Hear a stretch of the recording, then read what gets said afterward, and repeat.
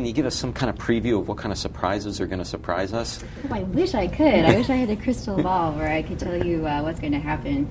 But that's the thing about the markets, is that we don't know what's going to happen. Stock investors are very sensitive to sort of any geopolitical risks, any economic news that comes out that might be a little bit negative, because there's just so much uncertainty about where we're going forward. I'd just add that there's been a lot of research lately about just that the stock market might be a lot more volatile than we used to think. I mean, we used to think of these, kind of like the financial crisis and the dot-com bust as like these once-in-a-lifetime things or once-in-a-generation events. But, I mean, we've had like 50% plus declines in the last 10 years. It's a short lifetime.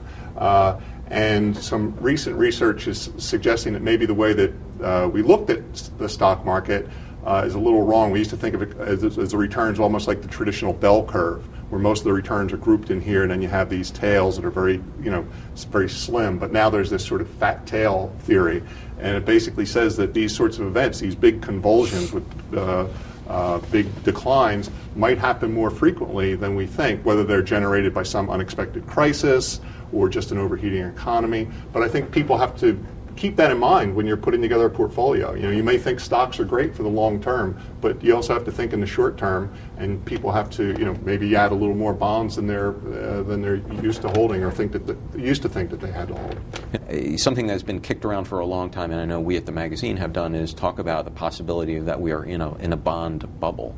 And do you think we are, and do you have any guesses as to how that might play out? Well, we've been saying for a very long time now that... How many years now? For many years, that rates on bonds cannot go lower. That at some point they have to keep going up. Well, that point has not quite come around yet, and it's very hard to predict when that will actually happen. You can say, though, that there is a good chance that if you are in a bond fund, you do have to maybe get ready for a little bit of pain in the short term, because if and when rates do start to rise, that will have the opposite effect on the bond prices that fund owns. And so as yields rise, the prices will fall and you'll actually lose money. If you own an individual treasury bond, you're in okay shape if you hold that bond until maturity, because you're not going to lose any of the money that you originally invested in that bond. You'll still be receiving that interest payment. You just might not be getting paid as much as other bond investors at that time. Right.